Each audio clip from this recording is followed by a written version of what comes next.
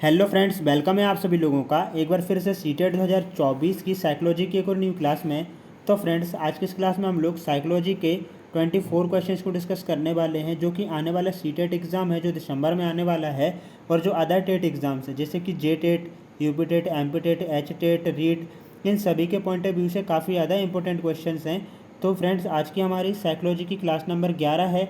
यदि आप लोगों ने जो लास्ट 10 क्लासेस हैं और जो मनोविज्ञान के सिद्धांत, हिंदी पैडागोजी, संस्कृत पैडागोजी की क्लासेस हैं, उनको नहीं देखा है तो आपको डिस्क्रिप्शन और ऊपर आई बटन में लिंक मिल जाएगा, तो उन क्लासेस को भी ज़रूर से देख लें। हम लोग जो है ना मैथ्स पैडागोजी वगैरह की क्लासेस भी स्टार्ट करने वाले हैं, तो इसीलिए चैनल को सब्सक्राइब कर लें, लाइक करें, बेल आइकन को प्रेस करके और बटन पर सेट कर लें। तो चलते हैं, देख लेते हैं आज की इस क्लास का फर्स्ट क्वेश्चन देखेंगे। देखिएगा यहाँ पर फर्स्ट क्वेश्चन है, यह कथन किसके द्वारा दिया गया है कि स्मृति सीखी हुई वस्तु का सीधा उपयोग है। काफ़ी अच्छा क्वेश्चन है कि यह कथन किसके द्वारा दिया गया है। एक कथन दिया हुआ है कि स्मृति सीखी हुई वस्तु का सीधा उपयोग है, तो यह कथन वुडवर्थ के द्वारा दिया गया है। देखिएगा, ये परिभाषाओं से जो रिलेटेड क्वेश्चंस है ना, ये भी एग्जाम में पूछे जाते हैं, तो आपको जो परिभाषाएं हैं उनको भी याद रखना है। और हम लोग जो है ना परिभाषाओं से रिलेटेड है कि आपको इंडिविजुअली क्लासेस जो है ना वह प्रोवाइड करा देंगे, जैसे कि परिभाषाओं से रिलेटेड, सिद्धांतों से रिलेटेड, मतलब उसके कौन जनक हैं, ये जो क्वेश्चन है ना इस प्रकार के भी पूछे जाते हैं। तो हम लोग एक इंडिविजुअली जो क्लासेस है ना वह आपको प्रोवाइड करा देंगे। तो स्मृति सीखी हुई वस्तु का सीधा उपयोग या वुडवर्थ ने कहा था। नेक्स्ट क्वेश्चन को देखिएगा, प्रयास एवं भूल के प्रतिपादक कौन है। जो प्रयास एवं भूल का जो सिद्धांत है, इसके प्रतिपादक किसको माना जाता है। हम लोगों ने इनके सिद्धांत को डिस्कस कर लिया है। यदि आप लोगों ने हमारे जो प्रीवियस क्लासेस हैं उनको देखा है तो आप इसका आंसर जो है ना बिल्कुल सही बता देंगे। राइट आंसर हो जाएगा ऑप्शन नंबर, यहाँ पर ऑप्शन तो नहीं है, वन लाइनर क्वेश्चन है, थॉर्नडाइक हो जाएगा यहाँ पर। देखिएगा, अब हम थॉर्नडाइक से रिलेटेड बात कर लेते हैं। थॉर्नडाइक ने प्रयास एवं भूल का सिद्धांत दिया है। जो थॉर्नडाइक हैं, इन्होंने बिल्ली पर प्रयोग किया था, और इन्होंने जो है ना सीखने के 3 मुख्य नियम बताए हैं, 5 गौण नियम बताए हैं। हमको जो है ना मुख्य नियमों को याद रखना है। सबसे पहले है तत्परता का नियम, इसके बाद जो है ना वह है प्रभाव का नियम, और अंतिम जो नियम है वह कौन सा है, अभ्यास का नियम है।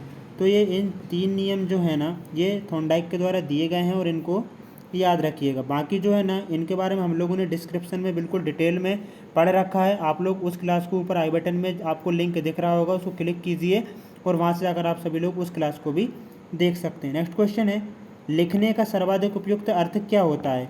तो जो लिखने का जो सर्वाधिक उपयुक्त अर्थ है वह क्या होता है, व्यवहार में परिमार्जन करना जो है ना वह लिखने का सर्वाधिक उपयुक्त अर्थ होगा।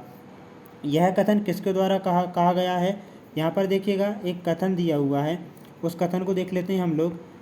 सामाजिक प्रत्याशियों के अनुरूप व्यवहार की योग्यता का अधिगम सामाजिक विकास कहा जाता है। तो यह परिभाषा जो है ना वह किसके द्वारा दी गई है, तो यह हरलोक के द्वारा दी गई है। हम लोग एक बार फिर से डिस्कस कर लेते हैं कि सामाजिक प्रत्याशियों के अनुरूप व्यवहार की योग्यता का अधिगम सामाजिक विकास कहा जाता है, तो यह हरलोक ने कहा था। तो परिभाषाओं को आप लोग जरूर से याद रखिएगा। और आई थिंक ये वाला जो क्वेश्चन है ना यह एग्जाम में आ चुका है। अगला क्वेश्चन है, उस मनोवैज्ञानिक का नाम बताइए जिसने सीखने की सामग्री के रूप में निरर्थक शब्दों का प्रयोग किया है। तो उस मनोवैज्ञानिक का नाम क्या है, जिन्होंने क्या है सीखने की सामग्री के रूप में जो निरर्थक शब्द हैं उनका प्रयोग किया। तो जो एबिंगहॉस जो है ना, इन्होंने सीखने के अर्थ में जो है ना क्या किया है कि जो निरर्थक शब्द हैं उनका प्रयोग किया है सीखने की सामग्री के रूप में एबिंगहॉस ने। नेक्स्ट क्वेश्चन देखेंगे, सृजनशीलता के पोषण हेतु एक अध्यापक को अपने विद्यार्थियों को रखना चाहिए। ठीक है, जो सृजनशील है उसके पोषण के लिए एक शिक्षक को जो है ना अपने विद्यार्थियों को कार्य केंद्रित एवं लक्ष्य केंद्रित रखना चाहिए। जब वह कार्य पर केंद्रित रहेंगे, लक्ष्य पर केंद्रित रहेंगे ना, तो उनकी जो सृजनशीलता है उसका काफ़ी अच्छे से विकास होगा। अगला क्वेश्चन देख लेते हैं, सीखने का सिद्धांत है जो केवल अवलोकित व्यवहार पर निर्भर है, सीखने के किस सिद्धांत से जुड़ा हुआ है। तो ये जो है ना ये व्यवहारात्मक सिद्धांत से जुड़ा हुआ है। सीखने का सिद्धांत जो केवल अवलोकित मतलब कि अवलोकन करके जो है ना सीखते हैं उस व्यवहार पर निर्भर है, सीखने के किस सिद्धांत से जुड़ा हुआ है, तो यह व्यवहारात्मक सिद्धांत से जुड़ा हुआ है। व्यवहारवाद के जनक किसे कहा जाता है, तो वॉटसन को व्यवहारवाद का जनक कहा जाता है। वर्तमान समय में शिक्षा का सबसे उपयुक्त उपागम कौन सा माना जाता है। हम बात करें वर्तमान समय में शिक्षा के उपागम की, तो सृजनवादी जो उपागम है ना वह सबसे जो है ना वह उपयोगी माना जाता है, उपयोगी और उपयुक्त माना जाता है। वर्तमान में वर्तमान में शिक्षक की भूमिका क्या होती है? तो सुगमकर्ता की जो है ना वह वर्तमान समय में शिक्षक की भूमिका होती है। मनुष्य जीवन का आरंभ मूलतः घटित होता है। तो जो मनुष्य जीवन का आरंभ है वह मूलतः कहाँ से घटित होता है? नैतिकता का होना, ठीक है ना, ये घटित होता है। मतलब कि देखिएगा, मनुष्य जीवन का आरंभ मूलतः घटित होता है, नैतिकता का होना जो है ना यह घटित होता है। और नैतिकता होना जरूरी है, क्योंकि नैतिकता से जो है ना अच्छे बुरे की पहचान की जा सकती है। अगला क्वेश्चन है, गामक विकास से हमारा तात्पर्य मांसपेशियों के विकास से तथा पैरों के उचित उपयोग से है। तो यहाँ पर हम बात करेंगे गामक विकास जो है उसका हमारा तात्पर्य होता है कि जो मांसपेशियाँ हैं उनका विकास हो तथा पैरों का उचित उपयोग हो, और जो शक्ति और गति है ना उनकी वह अच्छे से बनी रहे। आगे देखेंगे, किस अवस्था को मिथ्या परिपक्वता का समय भी कहा जाता है? इसको यहाँ पर करेक्शन कर लीजिएगा, परिपक्वता, ठीक है, क्या हो जाएगा यहाँ पर हम लोग इसको सही कर लेते हैं, परिपक्वता। तो जो मिथ्या परिपक्वता का समय है वह किस अवस्था को कहा जाता है? वह कहा जाता है बाल्यावस्था को जो है ना वह मिथ्या परिपक्वता की अवस्था कहा जाता है। अगला क्वेश्चन है, 20वीं सदी को बालक की सदी कहा जाता है, यह कथन किसके द्वारा किया गया था? ठीक है, यह कथन किसके द्वारा कहा गया था? तो यह 20वीं शताब्दी को बालक की शताब्दी जो है ना वो क्रो एवं क्रो के द्वारा बताया गया है। बुद्धि परीक्षण के जन्मदाता किसको माना जाता है? तो बुद्धि परीक्षण के जो जन्मदाता है ना वह अल्फ्रेड बिनो को माना जाता है। नेक्स्ट क्वेश्चन को देखेंगे, वातावरण वह बाहरी शक्ति है जो हमें प्रभावित करती है, यह किसके द्वारा कहा गया है? तो देखिएगा, इस क्लास में हम लोगों ने जो अभी तक जितने भी क्वेश्चंस को डिस्कस किया है ना उनमें लगभग 4 से 5 क्वेश्चन जो है ना परिभाषा से रिलेटेड क्वेश्चन आ चुके हैं। तो हम लोग यहाँ पर डेली 20 क्वेश्चंस को डिस्कस कर रहे हैं, जिनमें सभी प्रकार के क्वेश्चंस जो है ना वह कवर हो रहे हैं आपके। बस आपको करना क्या है, हमारा जो चैनल है इसको सब्सक्राइब कर लेना और हमारी फैमिली का हिस्सा बन जाना है, ठीक है। देखिएगा, यह कथन किसके द्वारा कहा गया है कि वातावरण वह बाहरी शक्ति है जो हमें प्रभावित करती है, ये किसके द्वारा कहा गया है? रॉस के द्वारा कहा गया है। ब्रिजेज के अनुसार उत्तेजना किसका भाग होता है? जो ब्रिजेज हैं एक साइकोलॉजिस्ट थे, इनके अनुसार जो उत्तेजना है वह संवेगात्मक विकास का भाग माना गया है। प्रतिबंध अवधारणा, देखिएगा, प्रतिबंध अवधारणा प्रतीक एवं संकेत भाषा शारीरिक क्रिया और मानसिक क्रिया अंतर्निहित है। तो किस में अंतर्निहित है? विचारात्मक प्रक्रिया में यह अंतर्निहित है।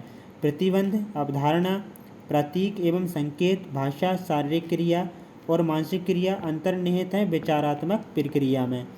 अगला क्वेश्चन देख लेते हैं, छोटा शिशु खिलौने तथा अन्य वस्तुओं को लेकर उसके भावों को अलग अलग करके, ठीक है, अलग करके किस भाव को दर्शाता है? क्वेश्चन को एक बार फिर से आपको अच्छे से पढ़ लेना है। देखिएगा, एक बात और, जब आप जो है ना एग्ज़ाम में बैठे हैं तो आपको क्वेश्चन को काफ़ी अच्छे से पढ़ना है, तभी उसका आप लोगों को आंसर देना है।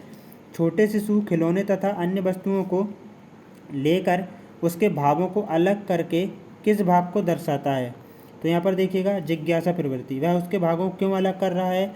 कि एक खिलौना है, ठीक है, उसको वह अलग अलग करके देख रहा है, उसमें जिज्ञासा उत्पन्न हो रही कि आखिरकार ऐसा क्यों है, ठीक है ना, इसको ऐसा करने पर क्या होगा, ठीक है। तो इस प्रकार से वह जिज्ञासा का जो है ना उसका विकास भी होता है। अतिरिक्त शक्ति के सिद्धांत का संबंध क्या होता है? खेल से, ठीक है ना।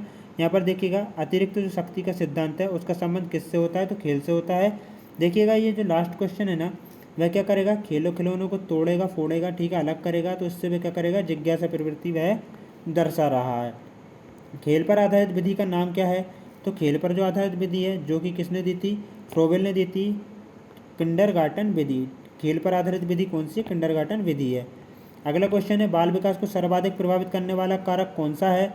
तो बाल विकास को सर्वाधिक प्रभावित करने वाला जो कारक है ना वह खेल कूद का मैदान है, क्योंकि यहाँ पर बच्चे समूह में खेलते हैं और एक दूसरे से सीखते हैं, क्योंकि प्रत्येक बच्चा एक दूसरे से भिन्न होता है। किसकी क्रियाशीलता का संबंध मनुष्य की पाचन क्रिया से भी होता है? किसकी क्रियाशीलता का संबंध जो है ना वह मनुष्य की पाचन क्रिया से भी होता है। तो अधिवृक्क जो ग्रंथि है ना इसका जो संबंध रहता है वह मनुष्य की पाचन क्रिया से रिलेटेड रहता है। जो अधिवृक्क ग्रंथि की क्रियाशीलता है उसका संबंध मनुष्य की पाचन क्रिया से भी होता है। ग्रंथि की दोषपूर्ण कार्य के कारण व्यक्ति का लैंगिक विकास उचित रूप से नहीं हो पाता है। तो यहाँ पर देखिएगा, ग्रंथि की दोषपूर्ण कार्य के कारण, वह कौन सी ग्रंथि है जिसकी दोषपूर्ण कार्य के कारण व्यक्ति का जो लैंगिक विकास है वह उचित रूप से नहीं हो पाता है? तो पिनियल ग्रंथि की वजह से जो है ना जो ग्रंथि की पिनियल ग्रंथि की दोषपूर्ण कार्य के कारण व्यक्ति का जो लैंगिक विकास है वह उचित रूप से नहीं होता है। किसके कारण? पिनियल ग्रंथि। याद रखिएगा, किंडरगार्टन विधि के जनक फ्रोबेल हैं, हम लोग डिस्कस कर चुके हैं।